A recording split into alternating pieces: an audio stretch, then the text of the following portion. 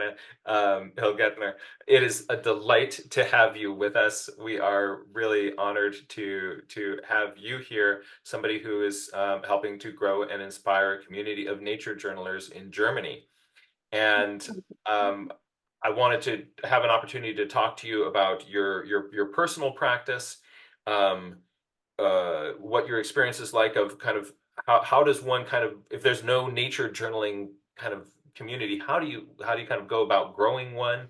And your experience of writing a book. You've written the first book on nature journaling in German, and this is really, really exciting. And we also are going to get to look into your process today and down on your piece of paper as we do some nature journaling together. So this is going to be a really useful workshop. Verena, thank you so much for being with us today. Thank you so much for having me. I'm very excited. Well, yes, a lot of cool questions you ask. Well, Yeah, we I don't don't have know to where do to all at, start. at once, but maybe just sort of maybe just to get us going, what kind of got you personally inspired and motivated to be doing this? Um, why, why nature journaling for you? What kind of gets you up in the morning with that? Because you're super active with it. Well, a few years ago, it just clicked because I always liked to draw. I like nature, and it was just a hobby for me. And I always felt that it's important to me, but I never did find a method how to put it into my life, like how to go jogging or all those chores you have to do for yourself. But actually, the story is I just found your book via COVID, and then it was like you and all the other people then I met gave me the permission just to do it. And since then, I'm like free and inspired and can't just put my pencil down. It's just like there was always something holding me back, and it was myself. And sometimes you need the permission from outside to just get going, and now there's no stopping. It's just like the rabbit hole you all talk about all the time, and it's like everything is so amazing.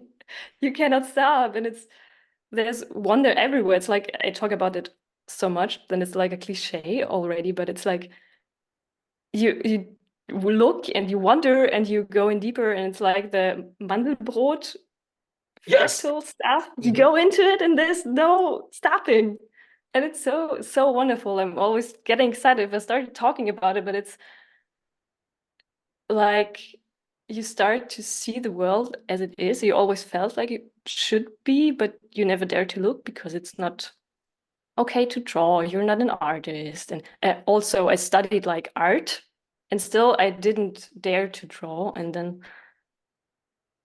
just drawing some little bug and getting the permission from outside, and it's like, wow, that's amazing. And now it's this amazing feeling of just somebody outside of yourself telling you that it's okay. That's what motivates me to present it on the internet and talk about it all the time, because I think people just need to hear some few words like it's okay, just you don't have to know anything about the bug to just draw it. That is, there's so much to unpack there. What do you think we could do to give?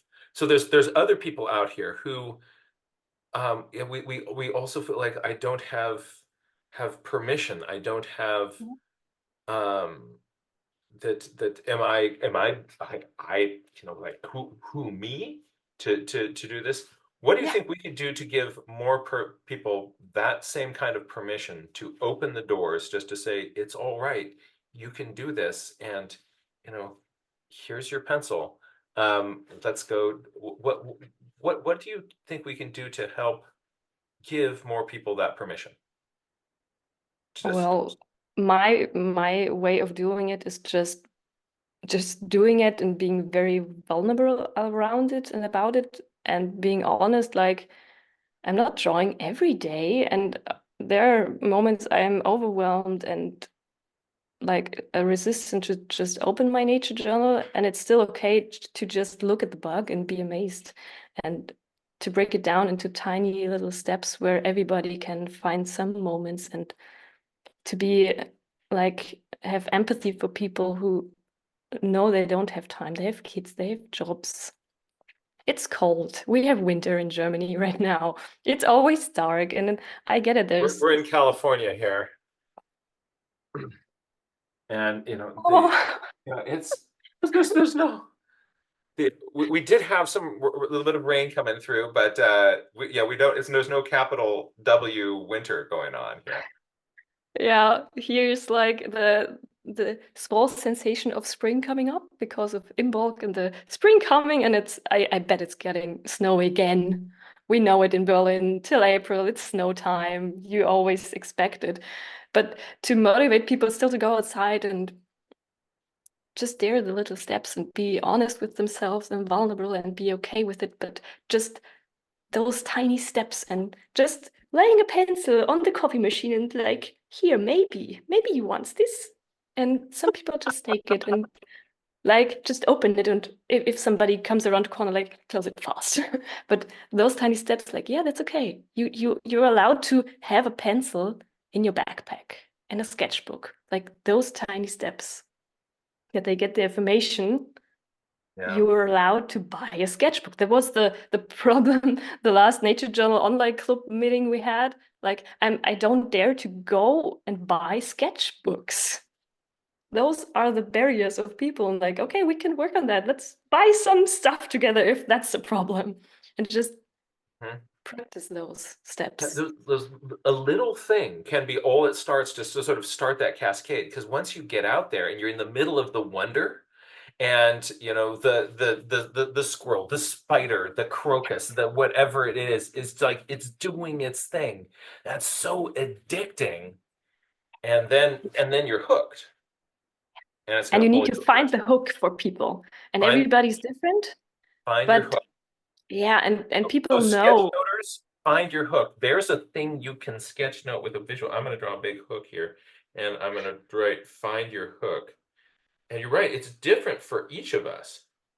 Yeah, and so I I have always the feeling that people know what what the hook maybe like be, but they also don't dare. And in my position, I'm always like, yeah, it's okay if like this tree is sparking some curiosity in you, then do it. But it's just a tree. Yeah, well, but I can't sit beside a tree for a year. Well, actually, you can, and that's a very good thing to do. Like, all right, yeah, well, then I just okay, then I do it. And those tiny things just, yeah, it's okay to sit beneath the tree and to just sketch a tree. You don't have to draw birds, or also it's nice to go into practice that, but that it's also okay just to draw trees. And a lot of people think that like if I were a real nature journaler, like then I would be doing dry brush watercolor every day, and all whatever it is, like all the things that you should be doing. And you're saying just sort of whatever for you is the hook, play with that. Whatever kind of gets you kind of out there doing something, that's that's the window that you can crawl through. And once you're through that window, you may encounter something even bigger that's going to take you on a ride, but you have to get out the window before you can go ride the hippopotamus. Right. And it's also okay for people to then switch medium, the topic, or anything else. Some people are like, oh no, I started watercolor now. I have to stick to watercolor. No, you can change pencil every day, every minute. There are no rules. I try to motivate people that it's like you always say, it's a playground that they're allowed to play again. And some people, that's the hook, just the freedom to play again. And it's not like a special tree or something, but just the opportunity to go into the bottom drawer and pack out their school drawing stuff and be happy about it. So you use the word play, and that's Mm, something that grown-ups tend to not let themselves do, sadly, right? yes. And that we feel like, play is for recess, and I'm much too serious. I'm much too serious for that. And and so we if we tell ourselves that we can't play, then we don't play. And sometimes we even sort of forget how to play. Give me a kind of a picture, like if I were um, if I were a mosquito following you around in the woods, right? And a curious mosquito, getting to kind of watch. Um, what what do I see when I'm looking at you as you are bouncing around and kind of adventuring the woods? What kind of shenanigans? What for you? What does play with your journal look like? That's a wonderful question. Well, I had the opportunity to work as a kindergarten teacher for a long time in a forest kindergarten. So we were like squirrels all the time in action and don't hesitate to flip over rocks and go everywhere and just collecting stuff. We have a saying like the squirrel basket, hard word, that we I have prepared you something that we just collect random stuff and put it in a pretty bowl. So you always have something to draw inside in wintertime. So that's the way of play, just to incorporate some forest kindergarten methods into your nature journaling method. So you're always like collecting stuff and taking stuff and touching stuff. And um, the sitting still is a very short time.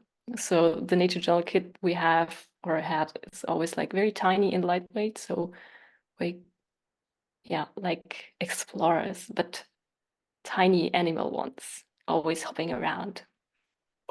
Love this. But we always glad to take mosquitoes along. So mosquitoes are friends.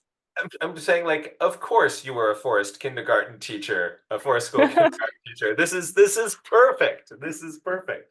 So you call it the Yeah, squirrel basket, and so you go around and you're looking for little wonders, and then it gets cold, and you can go out, back inside, and you've got this little collection of things. So even if you can't go out there, you just lowered the bar to like, I'm right. gonna pull something out of my squirrel basket, and I can play Yeah. with this. Oh, look at that, right? Instead of kind of like, oh, there's nothing to do here, right? Yeah. Yeah, and it Ah, always works. And you squirrel basket. All right. sometimes you have to really be prepared that you have to draw some limits around nothing bigger and heavier than the basket. Otherwise, kids carry in whole logs of wood, and that's from the squirrel. We need it. But yeah, that's always fun. I've just drawn my little squirrel in a basket. So, Oh yeah, that's exactly as I imagined it. um, I love this because then also you get to be the squirrel, kind of just being out there playful. Like, this is playful. This is fun. And and how often do we grown-ups give ourselves the permission to really go have fun? And I think that's the core of nature journaling for me, just to allow ourselves to have fun and again to be curious. That's always interconnected and not be so serious. I have to do art. I have to be very like calm, and in German it's like all the nature art is very like Achtsamkeit. You have to be calm and meditating, and it's so like, no, this is fun. Let's be a squirrel. And that's what I like people to have the like the mindset to be like, oh yes, let's do stuff. Let's collect stuff. And sometimes you draw it, and sometimes you Squirrel just talk basket about your mindset. questions. Yeah. The result is that everyone has their pockets full of nature stuff, but I like it. Oh, this is delightful. This is so so I'm just gonna just bounce over to my gallery view for a second. See who's got their cameras on. Does I just want to, like, by kind of quick show of hands, do you really want to run outside right now with a squirrel basket and kind of get your geek on? Right. Oh yeah. Yeah, we do. Nice. Right? It's just permission to play again. Permission to play again. Ah, so yeah, not just permission to nature journal, but to kind of let yourself find the joy in nature connection once again. Yeah. Well, that's my journey coming into nature journaling is from the wilderness side of doing stuff. I'm also a wilderness educator, like drawing people out and making fire and stuff. And it was always like little boring and serious stuff because survival is kind of serious in the end, I guess. But there was a part of nature journaling officially incorporated in this wilderness stuff, and it's always like you have like to make a book of learning, and like yeah, but can you also make it fun? And Yeah. now we are learning together. The whole wilderness scene in Germany is like, wow, nature journaling can be fun. It's not a boring chore, and I love it how it's like interconnected with all those disciplines and learning together in nature. And for me, like a big part of that secret sauce of kind of the fun is when you've been talking about sort of finding wonder, finding things that you're curious about. You kind of get outside of like, the book of learning and the things that you know, and then there's like all this stuff that you don't, and that's not where like, oh no, I don't know about that. I better move away from that. That's where the fun begins because it's an opportunity to play. Yeah, but you need to learn it again, and it's okay that you're resistant in the beginning, I guess.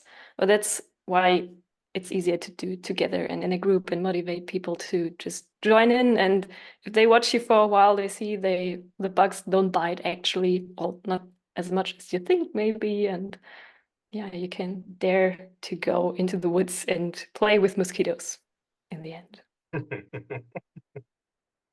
The long as you dare. now to help people kind of connect with this. You've done several things. One is you've written the first book in German on nature journaling to invite people to come out and play. And you also do these regular live streams where people can kind of get over your shoulder and look at you playing with some item from your squirrel basket. Yeah. Now let's start with that book. Can I see you've got an IPEVO VZR right there, right? Inspired. It's we Uh-huh. call it the green dragon. It got a The green name. dragon, right? That's right. So yeah, this is like the can we take a look into your book and Yes. just sort of take us on kind of a quick walkthrough of some of um kind of your how you're thinking about this, laying it out, and Whoops.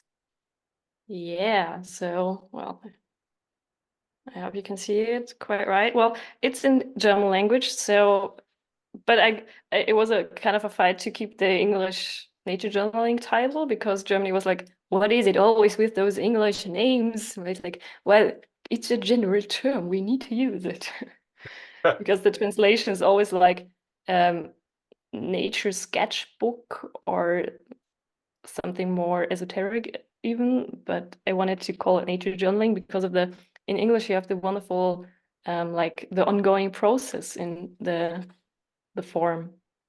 It's Mhm. not just a nature journal, but you're doing nature journaling, and the German translation never got quite into the doing. They're just having a book. Oh. Yeah, so the name is in the doing. Yes. You're Because a it's great if you Muir. have a nature journal, but you need always to do it, and then Yeah. it's getting fun.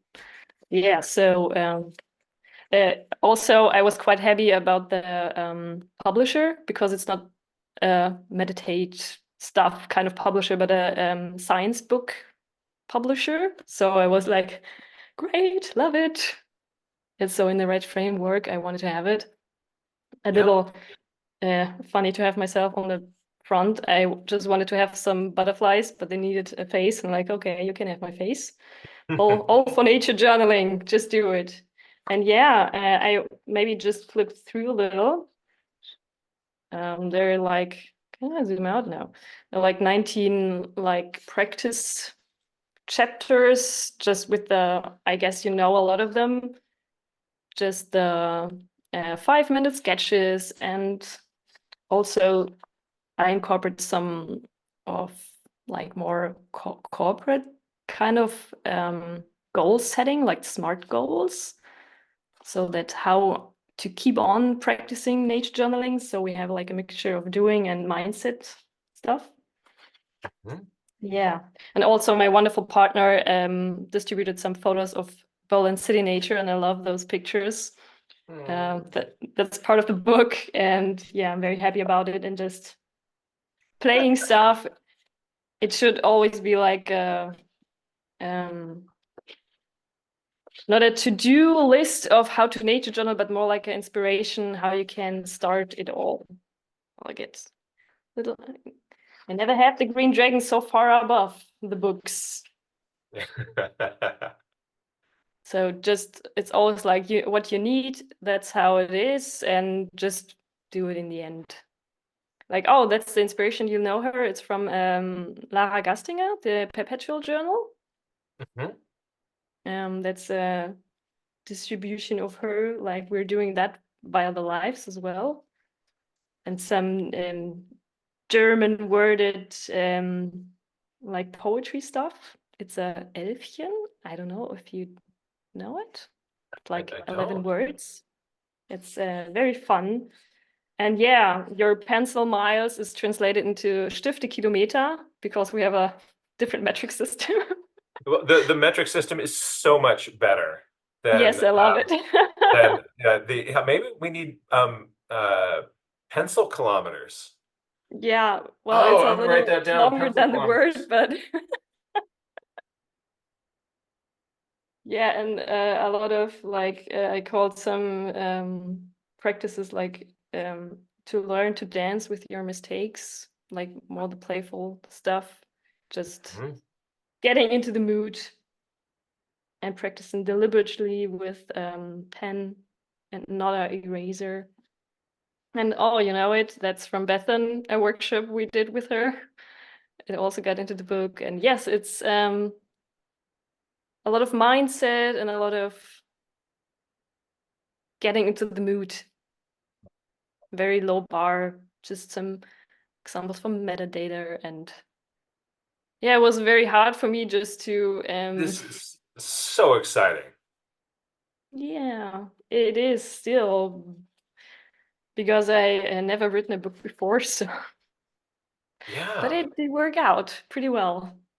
Now I have to ask, when is the English translation going to be available? You're so cute. Oh well, I guess there's not planned an English translation yet because the unique selling point of this book is the German language because there are a lot of English books available right now, and the publisher was like, "We're doing the German one." Like, okay, but maybe we're doing. Can we buy? Yes, you can buy a copy from everywhere, I guess. Maybe shipping costs get a little high, but there's also a e-reader version of this. Excellent.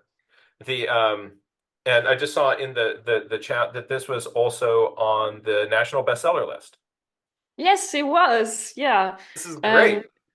it's Uh, a kind of weird system in Germany because yeah, you have to buy in to say that it's on it. They always want some money for everything, but yeah, it was on the bestseller list, and I'm very happy that so many people know about nature journaling now. A few years ago, it was like nobody knew anything about what is this nature journaling. It's more like a term they know from urban sketching or something. And Mhm. now it's something, it's coming into the spoken language, and it's fun. I It's need to just know. part of the conversation now. Yes. The and has this helped then grow the nature journaling movement there in Germany? I guess so. My main point of interaction with people is on Instagram and YouTube, but now a book reaches people who are not on it and didn't know about it yet. And now the offline world is interconnected with the online world. And there's a whole movement starting now. 2 years ago, we didn't have any nature journal clubs in Germany, and now they're like, I don't know, active ones like 20 of a sudden. Like it's amazing. Mhm. We're forming like a system of like, how do we organize this now? Because people are asking questions, you know, the game, and it's like we have to be organized now. It's it's wonderful. It is wonderful. It is so powerful. So, and anybody who starts a nature journaling club, have them contact the Wild Wonder Foundation, and we'll get a pin on that map so that other people can find you. For every different nature journal club, we want to find all your clubs. We want to get all those ones and put them on our interactive map so that somebody clicks on that. There's one like, is there, what can I find in Germany? What they click on that one, and it will bring up the contact information of all the And uh, that is so amazing. Yeah, yeah. we're trying to just interconnect people in the first place because there are so many people living in the same city. Like, I want a nature journal. Like, yeah, there are people. Just find them, and it's Mhm. yay. Yep. And then you also are regularly online, um, geeking out with a natural phenomenon and sharing that as a live demo online. Yes. So tell us a little bit about those experiences, and then maybe we can join you in a little one right here, since you have Yes. the IPEVO VZR, the Green Dragon. Yes, we need to use the green dragon. Um, well, the format we established, we were formerly on Twitch and it didn't work. But now we're on YouTube and it's so cozy and nice. Because in Germany it's very hard to host Zoom meetings and record them. That and yeah, you're not allowed to record them. So it's YouTube Live and everyone in the chat. That's a whole community forum now, and we have like two live sessions each week, one in the morning and one in the evening. And we have names for it, and I need to share them. Um, the morning one is nature journaling and coffee, and the little European robin is our cute animal. Oh, And wait, oh, get that closer. Look at that little, well, everybody see the little bird on the, look at this guy with the glasses. yes, Ah. it needs glasses, but it still needs a pencil. Last week we found that it needs a pencil too, because that's the morning. Yeah, we nature journal and drink coffee or hot beverage of your choice. Mhm. And in the evening we have nature journaling and tea with a very tired bat who is always Oh, drinking the pencil washing water. So I that's our love like these graphics. playful method of going online and getting into the mood of a very tired but motivated bat in the evening and Yes. just start the journaling process. Yeah, and it's a Could, very, very great community. now, could I, by the way, but before we kind of do a little demo with this, is there any chance I could get you to send me that bat graphic? I would like to get it printed out, and I'd love to give it to Carolyn. Bat is her Patronus, and she just loves her some bats. So No she's way. yep, she's as was one of the youngest earliest members of Bat Conservation International, Yeah, and of course you need it. Oh my so God. yeah, I would that I need to I get will that send bat it for to her. you, of course. Yeah, the nature journaling bad is important. It Tired is. but It's good. You got important. to have your bat. You got to have your bat. Yeah. Um, and so people can join you online. So what one thing I want to do is when you do these sessions, I'd love to have um, links to join the session on the community calendar on the Yeah. Wild Wonder site, so that if you don't mind, if that makes it like too big of an audience, No. Well, that it's in German, so you're that's always okay. welcome to learn some new words. That's right. So could we Yeah, take let's a look under your green dragon and maybe journal along with you a little bit here? come to the green dragons. Yes. So will we change this? Yes. So it's always still a little dark. The green dragon has not the greatest light. I don't know what's your opinion about this, but I still need more light. So we have on these live sessions, we have kind of a theme developed that we have this the idea of Lara with the perpetual journal, where you go on into the same nature journal 3 years in a row. So it's like calendar weeks. Do you call them as well? It's like this. And we go on, and now we just started the second roll. That's from 23, and now we're on 24, and we're um, on every live session we just go further, and people who did this as well, like, oh, amazing, we can compare ourselves to ourselves, and it's great. Hmm. And Hmm. the theme developed of what can we actually draw on those sessions.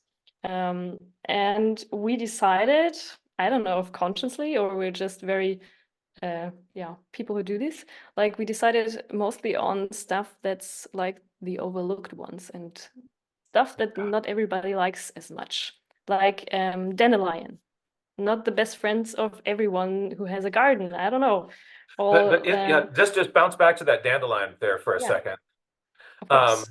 you have you've made the critical dandelion observation that most people kind of it does this really cool thing where it starts as this little closed bud, then opens up to the little yellow flower, but then it closes back up again, doesn't it?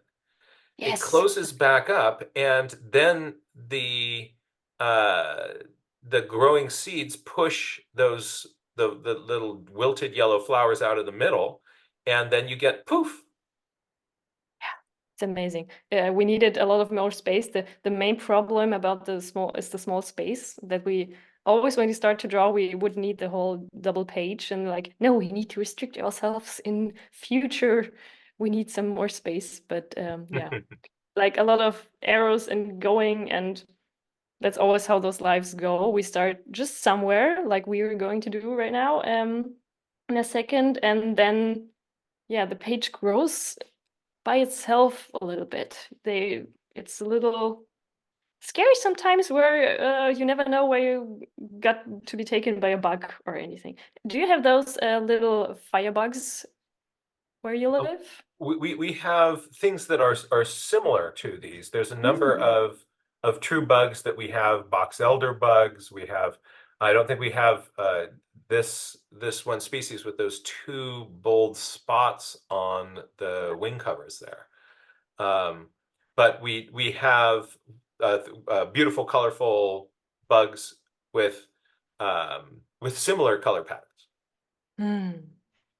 Yeah, we like them very much. It's a very favorite children's bugs, but grown-ups don't like them anymore. And there was like, why? We need to reconnect ourselves to those beautiful little Oh, bugs. yes. And that's how it goes on and on, like the stinging nettle and stuff. And sometimes we just lose ourselves in some details.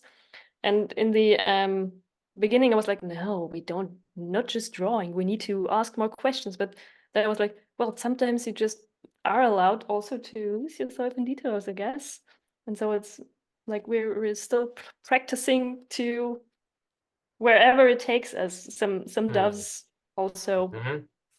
but we try to stick to stuff you can invite into your home. And I'm always like, don't invite pigeons into your home, please. Don't bring the pigeon. And don't let Um, the pigeon drive the bus. right. But yeah, we always try to collect some stuff now. Yeah, and last year in summer we ended with some interesting conversations about ticks. In German, you call it Zecke. It's Mhm. also a little tick. And we had a wonderful time creating this, and that's what I wanted to kind of recreate with you now, to take you along the journey of reconnecting to those animals where everyone's like, I love all animals beside ticks.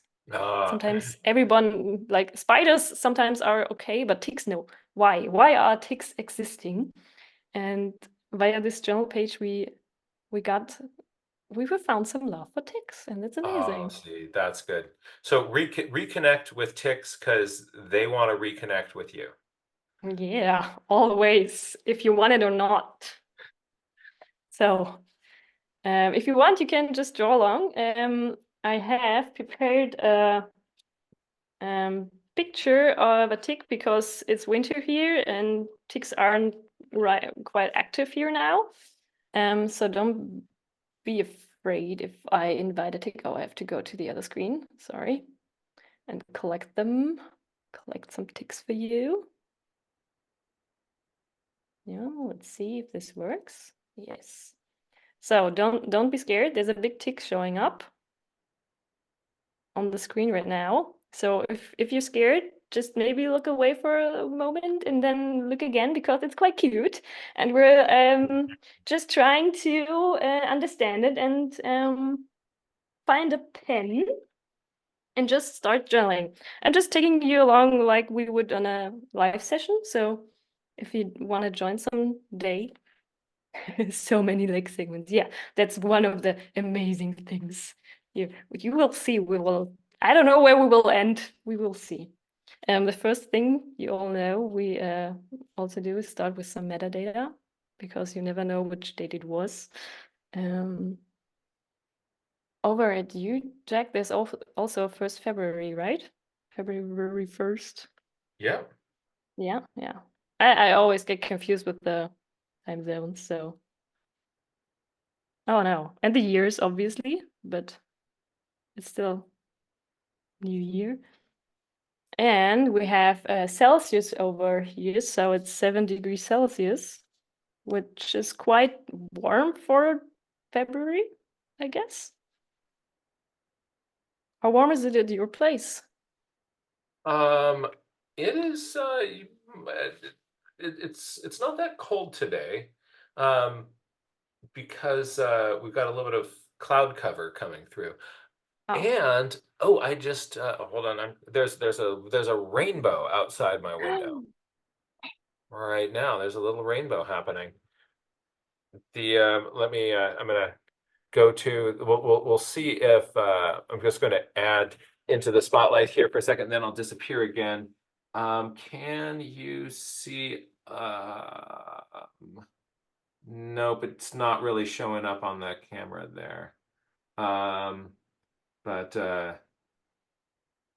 there is a. You have to take my word for it.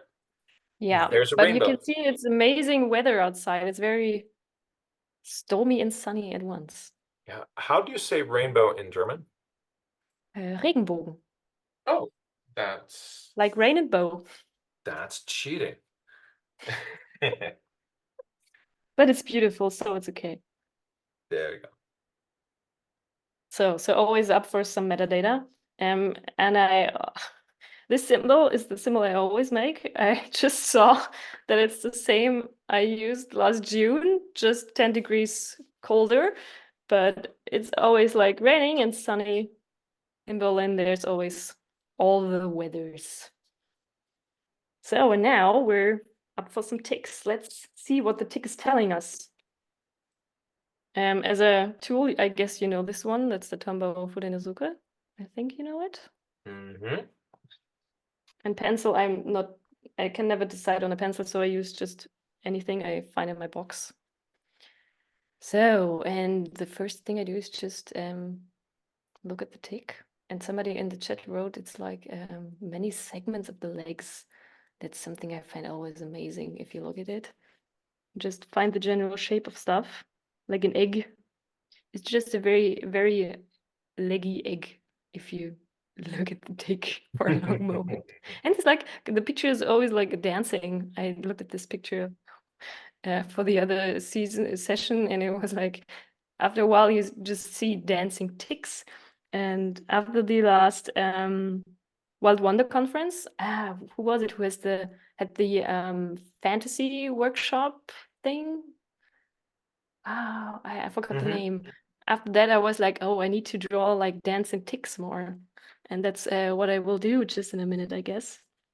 I I this makes I think I just need to learn German because if you're talking about dancing ticks and leggy eggs, um, while Yeah. you're out there, that would be just so much fun to be kind of in that conversation. Yeah, I guess so. But sometimes it's also strange, and I hope some people don't just join the online meeting uh, while we're already into the rabbit hole, because last session we were we wanted to talk about some pretty red fruit stuff on trees, and we ended up on what was it? Like I don't know how they call it in English, like the tiny little bear animals who can live in space. The tardigrades, the Yeah, water right. bear. Yeah, the water bears with, and we Yes. discussed if they maybe have like wings of lichen and if they maybe can also fly. And it's like all the fantasy all over. And it's like, where is nature journaling taking us? We don't know. Oh yeah, no, yeah. Tardigrades are my Patronus. I- Yeah, right. So I really don't care about how if the proportions are right in this Jake's favorite, wonderful. Um, in this kind of drawing, I'm never very like particular about if it's like proportions right and stuff. I'm just eager right now to draw a dancing tick, I guess. I just wanna get in all the general leggy shapes this year. So And in I your head, what is this tick dancing to? oh like ballet music. You will see. I will I do the dancing tick now. And that's a thing I wanna like incorporate really much more, like having the cute things my brain tells me sometimes more like having a skirt on, a really pretty one, Oh, and I just see the way dancing. you roll. Oh, this is great. And now the next time people cannot Oh, not do it, the next time you see a tick, you see like a ballet tick. And it's like you go into the minds of people with that, and it's fun. It's a very dancey tick now. And always draw hearts to scary animals, then they're kind. And people are not scared anymore. oh. So many legs.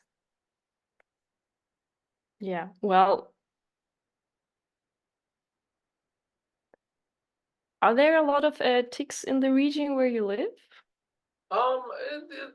They're out there. In They are some out places you can go, you can come back with a little collection on them.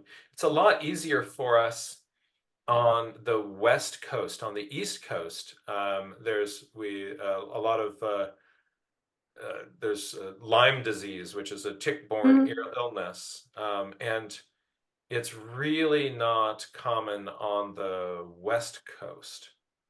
Hmm. Um, but then um, there's but there still is actually a cottage industry among charlatan um, medical providers Oh, who've got tests that kind of test everybody positive for Lyme disease, and so there's people making a lot of money on the West Coast, um, giving false diagnoses of Lyme disease. But it gets that whole discussion gets really intense really fast because um, very emotional.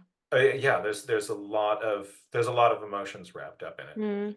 But there's if anybody ever wants to have a private conversation about the chronic Lyme disease scam, uh, I'm happy to do that. And it's probably best if we don't do that in a big public presentation because it is such an emotional thing Yeah. for many people. Yeah. Here in Germany too. And that's also a reason I want to just make the presence of ticks more like those animals are in our lives, and we need to look at them and educate ourselves about them and not just be scared. And they are not mean animals, they just want to live. And we do too, and then it's a very good opportunity to get to know someone. I just drew my dancing tick. Oh, great.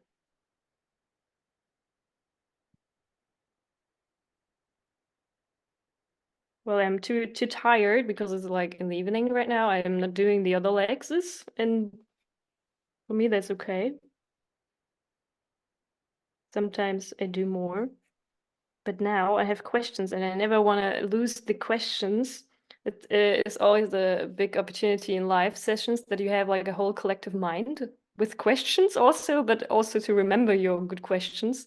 And sometimes it's hard to pick which questions you write down and which you just let loose or fly, and hopefully somebody else writes them down. Mhm. And I love the collective mind thing of those interactions. So I really cannot count. I try to count how many segments there are. Would be nicer if you have a live tick in front of you. So the next time you meet a tick, maybe use the opportunity to count also the legs and also the segments as well. Always carry a like a loop.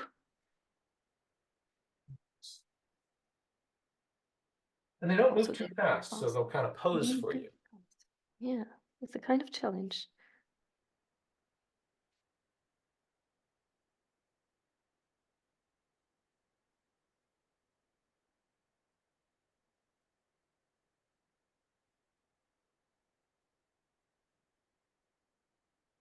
And I love the like the rabbit hole of questions you sometimes get. And I forget about drawing ticks all over, but with ticks, I always wondered, why do they have like 8 legs and some have only 6? That was something I wondered as a child as well, and that's something I was like, this those treasured questions you carry around for a long time. And as a grown up, you just discover this and like tell everybody, and everybody's like, well, I don't care, I hate ticks. Like, no, this is amazing. It's a mystery Oh, solved. yeah. Like to try to get to people through those mysteries, and sometimes you get them. Hmm. Hmm. The to somebody mentioned in the chat a little while ago about kind of just sort of reframing the Yeah, thing that we're afraid of, yeah. um, the thing that we despise, the thing that we loathe. Reframe it with curiosity, and Mm, you can't help but start to fall in love with these things. yeah. Now, so we don't have. I'm not familiar with six-legged ticks, so that's really cool. Um, I'm gonna write, I'm gonna to do, like, check out six-legged ticks. Yeah, I'm just looking for a other picture I had. Sorry for if there is some scary tick pictures popping up. That's the picture I wanted to show you. That's the by how many different tick. I don't know. You cannot see my mouse hovering over, but the left tiny tick up here, you cannot Yeah. see quite well, but it just has 6 legs, and that's amazing. I Oh, so wonder if do nymphs, do the little kind of tiny early life stages only have six legs? Or is that or do you think this that's a species thing? hypothesis you should go Ah, into. That may be the case, maybe not. Maybe we grow some more legs as well if we get older. I don't know. I never okay. experienced it, but would be awesome. Interesting, Well, interesting, it's so interesting. Oh, interesting. that's fun. That's so fun. And the thing about the question to have, what ticks sparked is like, why and when do we get legs, and who decides how many legs and why, and do what? It's like a whole big section opened up of who decides how many legs some creatures have. Why do Hmm. cats have 4 and spiders 6? What is the advantage of it anyway? Do I even want to have more legs, like 2? Would I be just overwhelmed? Would it be awesome, or I It would just make dancing more challenging, but a lot challenging? more interesting. But look at the tick dancing. Maybe it would be Oh, you're fun. right. That's a good point. But maybe we need a skirt or something. But yeah, that's the whole questions you go into, like, why have living beings legs, and why can't trees move? Like, wow.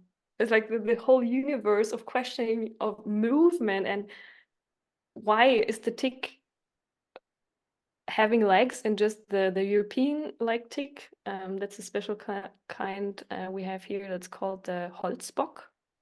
I guess you don't have it like especially like this, but a similar one, I guess. But this one is especially just holding on to a blade of grass and waiting, just waiting. Like that's the grass, and it's just stretching out its armsies and is waiting. Why? Why? Why? You have legs. Yeah. Is it waiting? Yeah, it's I love it. And the next time you see a tick on the path in the woods, like this with the arms, come to me, human. It's like, why are you waiting? Are you waiting for me? What are you doing? Are you stretching? You have legs. Where do you want to go? Why did you decide it? And the questions are falling down like a waterfall because there's a tick sitting. And that's what I wanted to exchange with the feel like, oh no, there's a tick. Like to change it to a like, oh, interesting. Why is it there? And the question waterfall is running. Yeah, and to give yourself just to to to let the cascade of things that we don't know, there's we it is seldom that we human beings kind of give ourselves the permission to go there.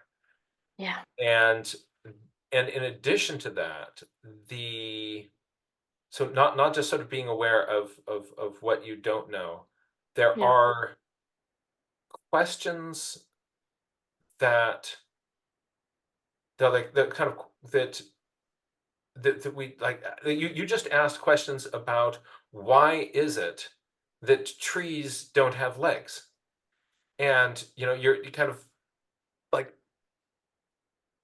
my mind I was surprised by the question. And then I realized that the reason is that my mind is too accepting of the fact that trees don't have legs to have even come up with the question of why don't they, right? I love that amazing. you're that you are your brain allows you to go there, and I want to try to open up my neural net the same way.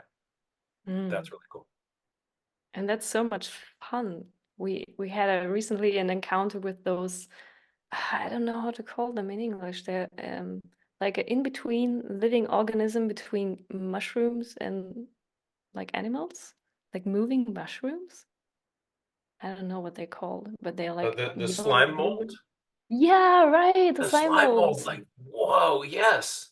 It's like the mushroom decided to move and incorporate some animal method into it, and it's like, are there like trees you can do it? Or oh, wow, like there is no limit to it if you think about it. Like the cooperation about stuff, and maybe the waiting ticks sometimes get the tree into yeah, slime molds are high in rating. Everybody loves them. Um, like there's so much we don't know, and we're thinking about trees don't move, ticks do because they have legs, and then they wait still a lot of times and just wait and yeah, and maybe they're all Groot and moving. I am Groot. Oh. Yeah, and that's like, well, while we're talking, I wanted to journal it all, but it's like we have to like it's more like storytelling of my head, and that's what I meant about the fantasy thing. That's what a thing I didn't allow myself last year, and now it's on fire. You're thinking more questions because of the creative fantasy process in it, and like yeah, it's all everything is possible now. I'm writing myself, just give myself permission Yeah. to fantasize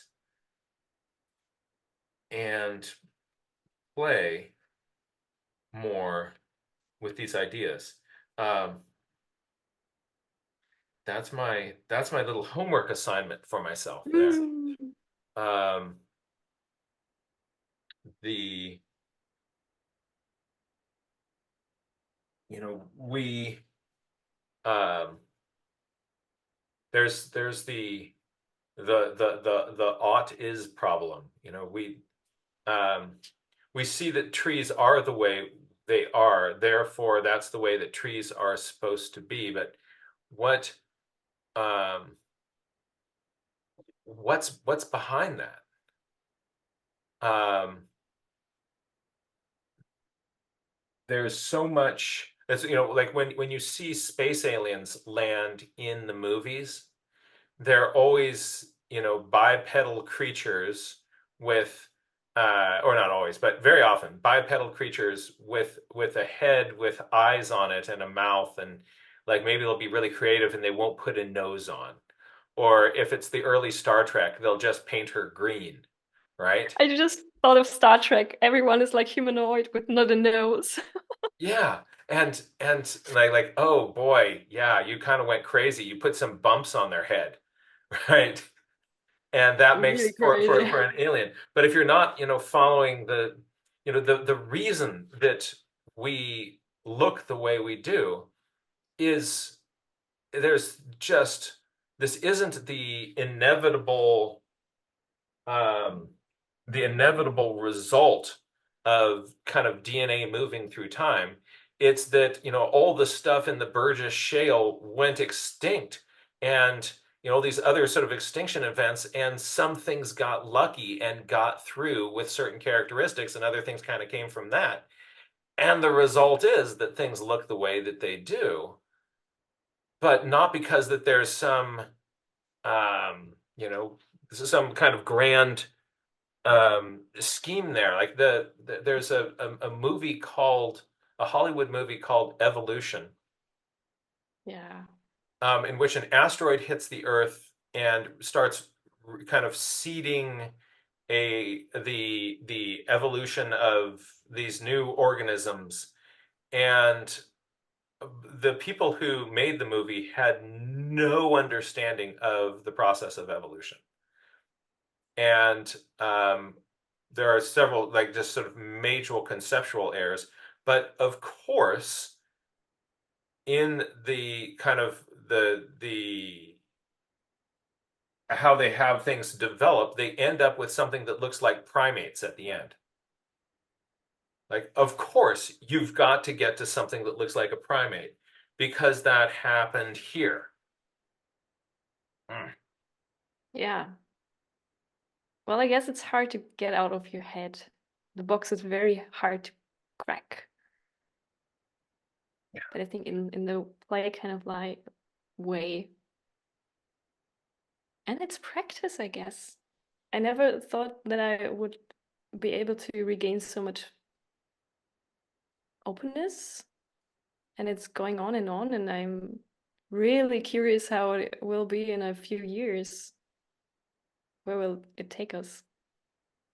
The whole nature journaling community, where Hmm. we're getting more and more, and I always have the hope of that we're doing it now, but we can really make a change on the greater scale. Because if you just don't look with hatred on small animals, have a bigger mindset of like looking at stuff with love and curiosity and playfulness, that it makes a big difference.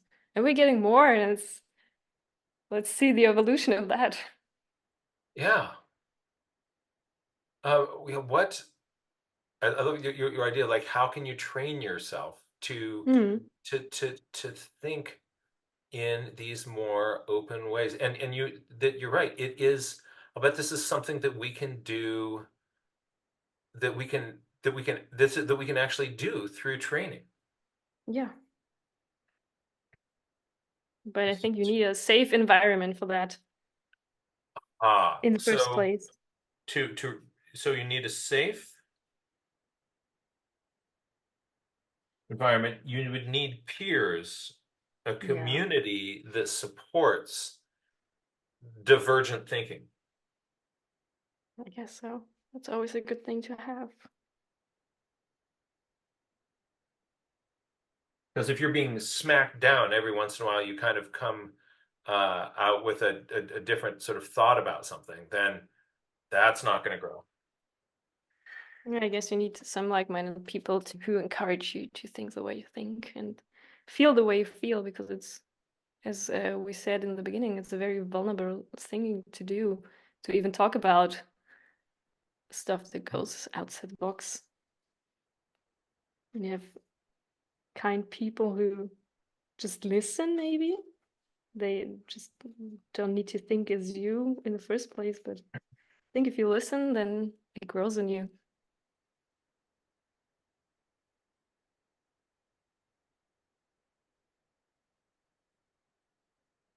I just realized with the tick, I never saw it before. The grown-up tick has like bunny ears with a tiny saw in between, and the small tick just has bunny ears. Oh, It's a scary thing. bunny ears with a saw versus bunny ears. Yeah, the tiny baby just has Oh, scary thing. But maybe it has a tiny saw. They also need to sting, I guess. is that in the six-legged form? I guess. Where's the picture? Ah, yeah, no, you cannot see. It's too tiny, baby. No, guess that's too tiny. There another one? No. I have a lot of ticks in my feet. I will be scared tomorrow if I accidentally put them on.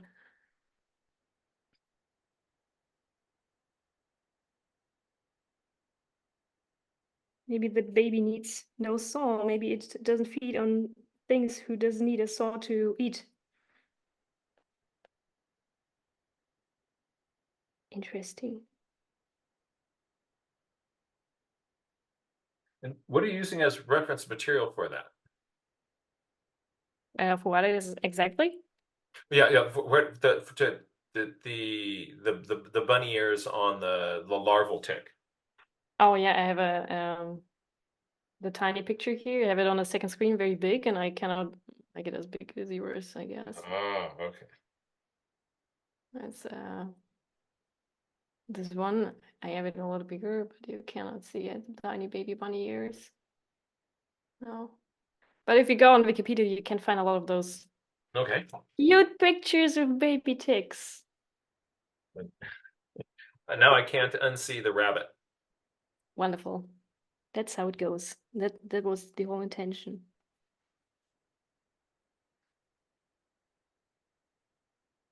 Yeah, and now and there also the last journal entry we did, it was a lot like more colorful in the end. Where we also tried, there you see the baby tick, and we also tried to really collect in the online chat we had some like do's and don'ts about ticks, like the common ground, so that maybe you can prevent some carnivorous rabbits. I love it. I need to write it down. Carnivorous rabbits. Yeah, I'm gonna write that too. Nice, nice work, Oh, Reimagining. fleischfressende Hasen. Reminds me of Monty Python and the Holy Grail. Yeah, That little vicious, with the vicious. red mouth. Oh my god. And that's what I meant by we try to journal ticks and end up by a fluffy bunny, but the scary kind. That's amazing. Oh, I love this stream of consciousness.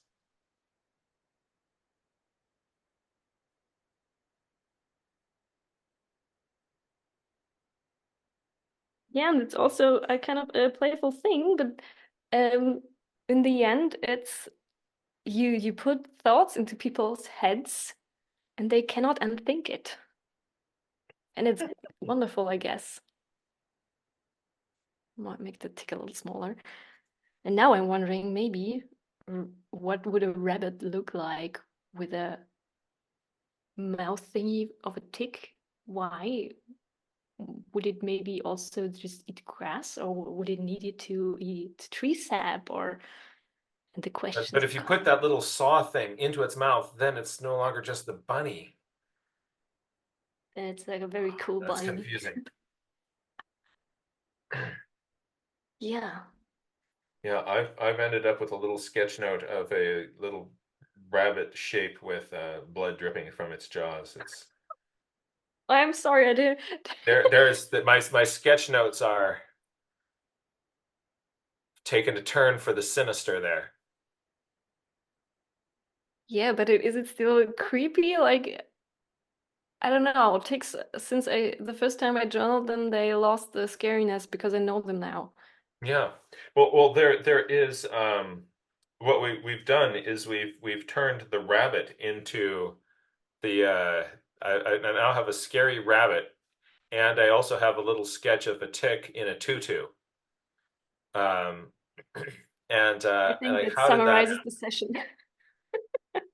the so something that um this is just sort of making me think of kind of largely sort of backing out and kind of getting more philosophical with this. The Hmm. idea to take ideas or stimulus and then to think about it in a way that you haven't traveled before, to think about things through eyes that you haven't looked at them.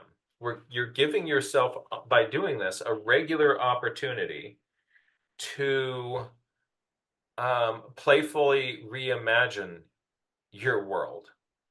Yeah. And that is that is really, really powerful. What does that what does that do? Uh, I see these. We've got the big a bunny kind of starting over there. Um, the you know, what would that do for our creative thinking and problem solving? Um, and uh, this is really interesting. Really interesting. Yeah, I'm still looking if anyone has a tip for me for a way to like tame it a little because sometimes it's going over the edge and you're completely in a fantasy world because I just still want to stick to like the science stuff sometimes and come back to the tick sometimes in a hole.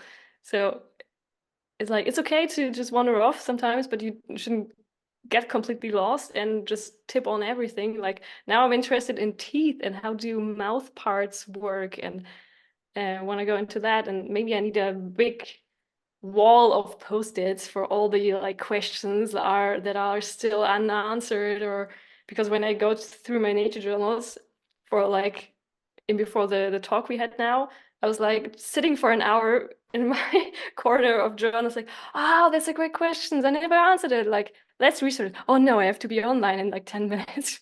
It's like, Well, that's wonderful, but sometimes it's like a little distracting. no, but you're saying that you should come back to some sort of more scientific um, uh, uh, analysis of things. I, oh, yes, there you go. Those big teeth. Um, the um, I, I would, I would give greater dignity and respect to this creative mind wandering that you're doing. Um, this as a source of um, of of inspiration to be able to take something and to look at it in different ways. Um, this is like the whole area of biomimicry. Um, the looking at nature for inspiration. There's a practical purpose of it. But even if you don't, this is like just kind of going on it reminds me of adventure and ending Yeah. up Right. in with Bunnicula and Monty Python. Um, is this is to what you're doing is you are practicing, you are actively you're actively practicing how to connect things in your brain. And the more that you do that, you can, what I think you're doing is you're training yourself to make associations between things in really interesting ways. And then as of course, as um, when we are doing this, if you're trying to do this in an explanatory sort of way, you know, very often human beings will see patterns where there aren't ones there, and you need to kind of, you know, test those connections. But I think for training your brain to think more creatively, this is a brilliant and wonderful way to go. And here's so I've got like there's like man, carnivorous rabbits and you know all these. You know, this is fun. I'd love to bring in some people in our community here to um, to to ask questions or to kind of extend this thinking. We'd love to kind of get people's thoughts about this really intentionally um, divergent thinking and giving yourself room to kind of go out on branches that there is part of like maybe it's the fact that you are trained in the heart of a forest school kindergarten, right? That your brain gives you permission to kind of go out on a limb that somebody who has who if we're thinking like the way I'm supposed to be thinking, like, no, you shouldn't be out on that limb, right? Um, Yeah. I think this is really, really useful, a really cognitively useful different thing. Anyway, let's bring in more of our crew here. Does anybody have a thought, idea? What does this connect with for you? What are you seeing here that is significant or interesting and makes you kind of go, hmm? And I'm going to start by bringing in the mad botanist herself, um, Avea Moore. Hello, hello. First of all, um, it was so much fun seeing your process and like seeing how you bring in the questions, how you make like room for the questions in your diagram and on observations, and then searching out for like for example noticing that certain ones have the six legs instead of the eight, instead of just taking for granted that they're all going to have eight, because then a lot of us who took it for granted that they have eight were like, wait, what, six-legged? And then we had questions. And I love that you had your humor and like you and plus the humor is always contagious, because that set off an entire exchange about Monty Python in the chat. Like, we've decided that the one is now called Dancing Tick of Carabanog, in the shrubbery, and that we hope that the shrubbery is not being nibbled on by mooses who bit somebody's sister once, except that then the subtitle people got fired, or sacked, rather. They got sacked. And so, and it's just like we just went somewhere with that. And it was all because you mentioned that the tick had bunny ears, and then we all just had so much fun, and that laughter brings people together. So I imagine that your get-togethers must be so much fun, with all of you all just gathering together to have fun and laugh a lot during your joy. And that's community building right there. So props. Yeah, it makes you want to move to Germany to go nature journaling with you. I really appreciate now I can't I imagined you having kind of fun in the woods, but this is kind of taking it to another level. I absolutely agree with you, Avea. Um, this absolutely delightful. And what this has also done is it's kind of given me a little bit of an insight into your brain. And I think that that would be a really interesting um, an interesting brain to get into. So this is really really really cool. Let's bring in Chloe in on this conversation, and Chloe, I'm gonna add you to the spotlight, and you can now unmute. Um, So I just wanted to say that this was a really good workshop, and I thought that it was really interesting how you said that even ticks have their interesting little quirks, because especially here in Missouri, we get a lot of ticks during the summer and spring and fall, and it's caused problems for our family. So I was always thinking like, why are they even here on the planet? Like, who needs ticks? Um, so you're just making me appreciate them more. And also, I made some sketches. Oh, hold on. I'm going to make our screens smaller for just a second so we can make that bigger.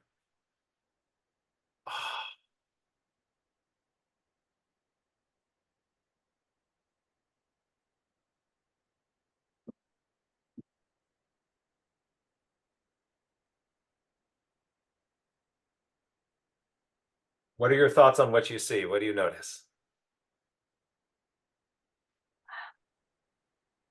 Oh, I'm in the spotlight. I was drawn into the drawing. Ah, oh, all right. Oh, here. We'll make it big again. Oh, it's just wonderful. I see the squirrel basket. And I'm wondering if And you're the tick on the arm there. yeah, I'm wondering if the tick is also wanting to be carried in your basket. It looks cozy. Or Yeah, was it so what you did? they started doing this thing a couple years ago. I don't know if we had just noticed it a couple of years ago or if they just started doing it. Where they would actually like bury their heads in our skin, and then we'd have to take them out with tweezers and stuff. So I was just making a note of that. Really good observation. And when I was young, there was folklore about ticks, this bit of tick misinformation, and that said that when they go into your arm, they spin in clockwise, so you have to take them out counterclockwise. And other people would go like, "No, I tried that and the head broke off." They actually spin in counterclockwise, and you have to take them off clockwise. And there's this debate between whether and like it's like, no, your way makes the head fall off in your skin, and then you can get an infection. And turns out that they go straight in, and so pulling them straight back out without a twist is the way to try to get those heads to not break off in your skin. Um, but yeah, we had this whole kind of clockwise, counterclockwise. I don't know why that little thumbs up thing just appeared, but just ignore it. But that's that's that's that's cool. It's neat that you observed those heads getting buried in the skin. Yeah. Whenever you pull them out, you have to then take a close look at the tick to see if it still has its head. Because if Yeah. it doesn't still have its head, then you have to kind of get in there and pick that head out, because otherwise it can cause an infection. Um, Yeah, we had a big problem with that with our dog because she would like to go exploring in the woods. So winter's always a really nice relief because they all die or go into hibernation.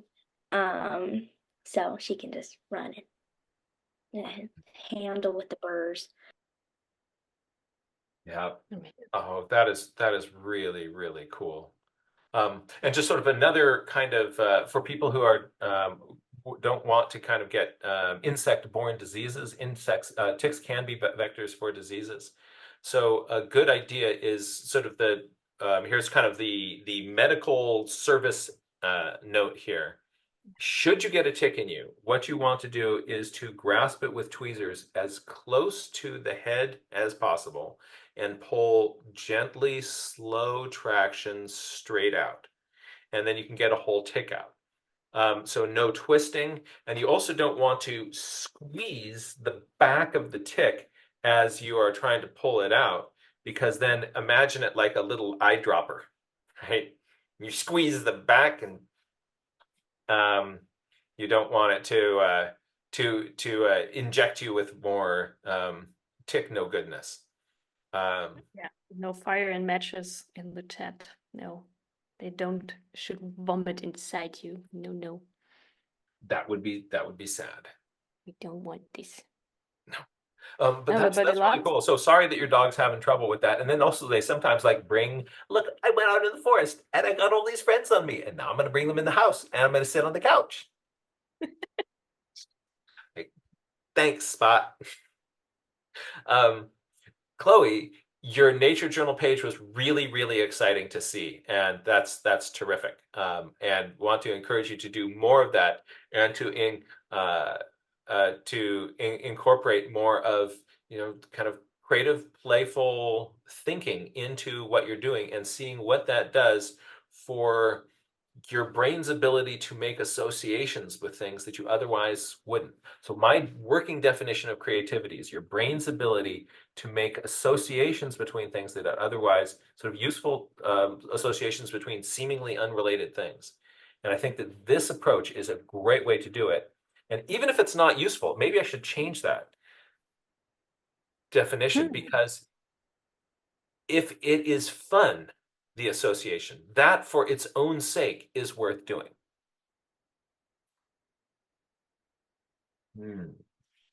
It's really good to see you. So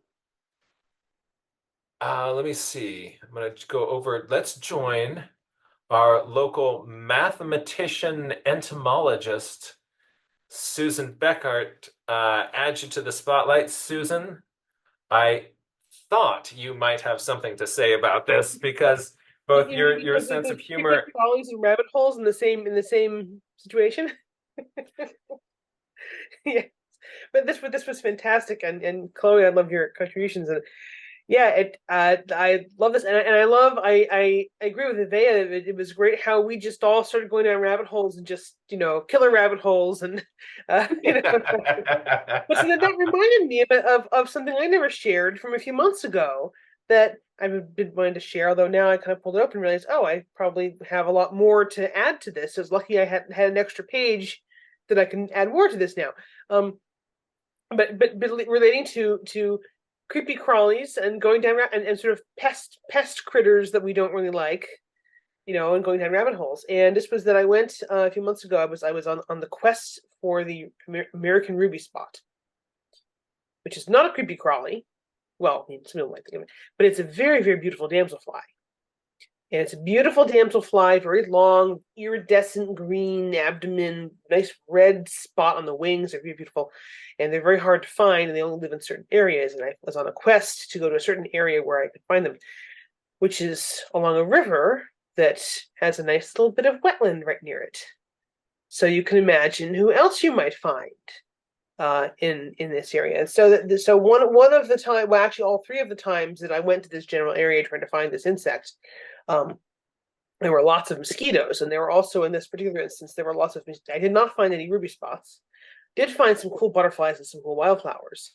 What I also found, I came home with, I'm not kidding you, welts everywhere on my forehead. They got my ears, they got my elbows, they got my fingers. Any drawing I attempted to do or writing while I was there, I could write for about half a second before they all found me. And I had to keep twitching my hand to get the mosquitoes off. The mosquitoes were just everywhere. It was so bad. So I persisted. I had worn some bug spray. They didn't even care. And so I was sort of feeling like, well, I saw some cool things here, but I'm not even sure if it's worth going back out there again because the mosquitoes are dreadful. And so when I was home, I was thinking about it, and I was like, but why? Why do I have all these bites here, and on my ears, and on my elbows, and on my fingers, particularly if my finger is sticking out holding a pencil? If my hand's near my body, they're not really going for it. Why aren't they on this part of my arm so much? There's a few. Why aren't they up here? Why aren't they on my legs quite so much? And I started thinking about why are they doing this? And I imagine that there's a lot of reasons why the mosquitoes go for a place that they go for, like which places have the best smells that they're attracted to. I don't know if it's the carbon dioxide or what. Or is it the places where the skin is the softest and they can pierce through better? All those things, but it occurred to me, so I made a sort of a connection. I thought, oh, the part about my elbows are sticking out. And they go for my fingers when my fingers are sticking out. My ears are sticking out, kind of. My head is up here, so it's kind of sticking out. I thought, where does lightning strike? And so I made some connections here. So I was thinking about this, and I had a little picture here of all the places where I had the mosquito bites. All the bites. One actually I found accidentally got smushed in my book, and I was a little vindictive, so I did leave it there. Put some glue over it to get to stay. Oh. But then I thought about a book, one of my favorite books from childhood, Sideways Stories from Wayside School. And which one of the chapters is about the character who is so covered in mosquito bites all the time that she's itching. She can't concentrate on math. She can't concentrate on learning math because she's so itchy all the time. Until her teacher, Miss Jules, says, "Well, why don't you turn the mosquito bites into numbers, and then they won't itch anymore?" And so they go and they count and they find out that she has 37 mosquito bites on one arm, and she has 11 mosquito bites on the other arm, and 37 plus 11 equals 48. And then she's turned the mosquito bites into numbers, and they don't itch anymore. So I thought, why don't I turn the mosquito bites into a nature journal page? So that's what I did. So my little friend Kevin the Corner Blue here is suggesting this. And yeah, so I just started playing around with this. I was thinking about this, like lightning tends to strike places that are very sticky outy, which often means places that are the highest. But I remember learning in physics that it's not necessarily that it's the highest, it's that the electric field, or I'm not sure if it's electric field or some associated quantity that is stronger around the points that are sort of the most isolated from the rest of the body of the mass of the Earth. So here I drew sort of like the places that are more red are the places that are the farthest from the main kind of bulk of the Earth, and that's where your electric field lines are going to be pointing, and that's where the lightning's going to strike. So if the person is standing right under the tree, the lightning's going to strike the tree and not the person. But if the person is way off in a field all by themselves, the lightning's going to strike them. And so that's why I thought, well, maybe it's the same thing here. Maybe I can draw a mosquito field around me. Oh, and the parts that are sticking out the most are the parts the mosquitoes are going to go to. And so I had, I'm sort of thinking about that. I'm not 100% sure that I wish to offer myself up to the mosquitoes to do more experiments next summer, but I might if I invested a lot of, anti-itch cream afterwards. I mean, we'll see if I can, if I can find out more about what the mosquitoes are doing and why they're attracted to certain parts of my body. So that was a sort of interesting rabbit hole. Yeah, there's that person who did the study of compared the bites of the stings of all the different insects by getting stung by all the different insects. Yeah, I'm not going that far. As a bit, sort of use themselves as their kind of research point, and kind of came up with a kind of like the scale that they have for how hot a jalapeno is. What is that scale called? Somebody's going to know here. Are you talking Scoville units? Yes, Scoville units. That's right. They came up with sort of this this sort of sting scale. It'd be neat to then have like the insect body map. Here's 30 seconds. Standing in my swimsuit in Alaska, and then come back in and sort of map the locations of the welts. It would be interesting. Then if I was really feeling up to it, I could wait until that all heals, and then go out in a place where there's deer flies and see what the deer flies go for. I think maybe I'll see how the first one goes before I do the next one. That's right. Yeah. So yeah, Scoville units is the one for the chilies and peppers. That sounds, as this work in progress continues. Hold on, I'm going to bring in add spotlight here. Whoa, yeah. This book. We've got the book. Justin took one for the team. Yes. Many for the team. This thing of wild.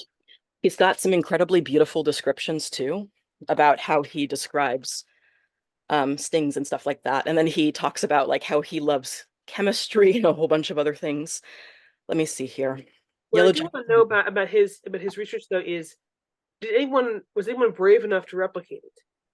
Oh, yeah, there is a Not replication replicability in crisis science. Yeah. in science.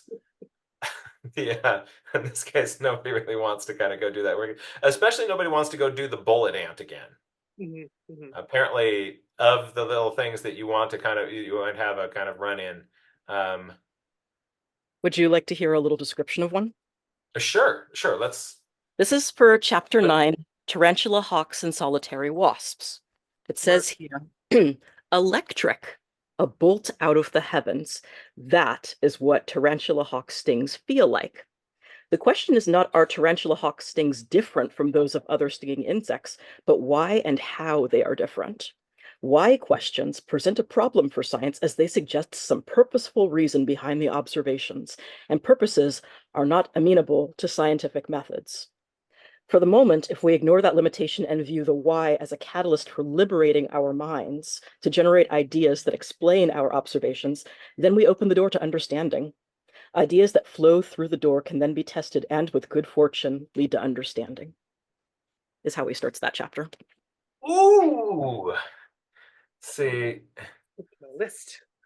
Verena, this is what you've started here, man. This is a whole cascade of associations. I mean, isn't that like it reminds me like this you may do for it reminds me of what Fiona Galogly did for I Wonder, right? She kind of became sort of took, questions and question trees into an art form. And I see you doing that for it reminds me of, and kind of going on these, you you described it at one point with a little bit pejoratively, that there's sort of like these flights of fancy, like let's get back to the science. But I know I think that going in these directions is really, really useful and fun, right?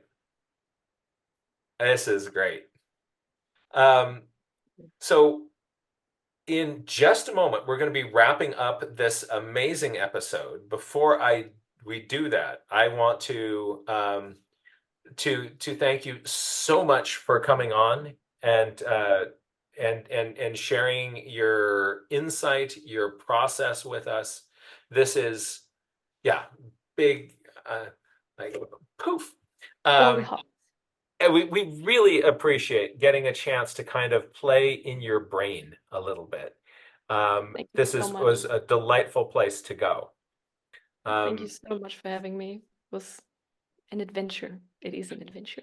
Now, if people wanted to follow you and to keep to do more with you, what should people do to connect with you? And so we're going to try to connect you up with the Wild Wonder Facebook page, not Facebook page, the Wild Wonder website, so that your live streams and things will get you as an editor on that, so you can put your own things in whenever you want.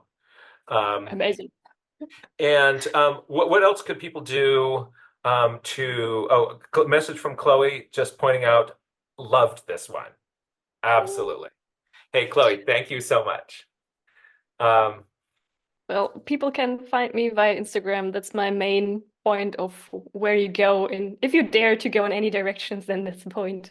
It's a German word. You see it in my name. It's et wieder wilder werden. It's like the translation from like rewilding. Again, going wild.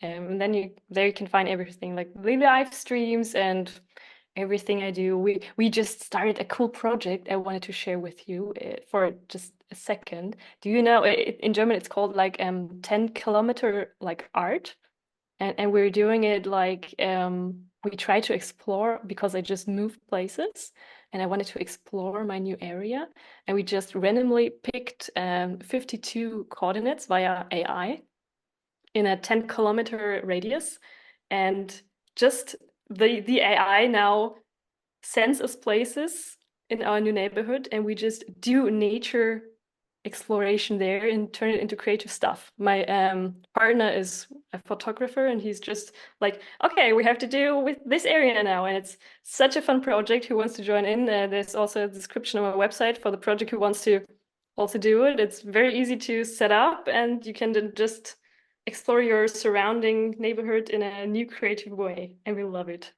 That's a really great idea. And let's put your website into put your website into the chat as well. While we're doing that, I'd love to bring in Ray Bonto into the conversation. And no, I'm not going to bring Ray Bonto into the conversation. Remove. Sorry, I thought I saw your kind of the hand raising and things, but I'm again just so we've just put your website link into the chat there. We're also going to put that into the show notes below. Again, thank you so much. It was really inspiring to get to spend a little bit of time with you, and thank you for what you are doing to stimulate and motivate and inspire the nature journaling community. This is Thank you and absolutely the whole community. You started it, and look, it's everywhere. But I didn't start it. It started for me. I got your book, and then everything just. It was the spark. It's all amazing. right. I would also like to thank our amazing co-host, Evea, the Mad Botanist, for your help and support in wrangling these workshops. Folks, we look forward to more adventures with you in the between now and the next time that we get to play together. I want to encourage folks to grab your nature journal and let's head out into head outdoors, or if it's very, very cold where you are, and you're still in the middle of winter or it's wet, then grab something from your squirrel basket and consider bringing a deeper element of play into your work and your journaling, and see what that does to the sorts of connections that you make. Give yourself permission to be playful, and realize that the mind wandering that you do there, not all those who wander are lost, and in that wandering, there may be real insight and insight, joy, and connection that we otherwise might not get. I think we have lost our connection there. And until we meet again, friends, thank you so much for being here, and we look forward to being with you again. Be kind, be playful, and let's grab those journals and head out into the woods. Thank you, Jack. Thank you.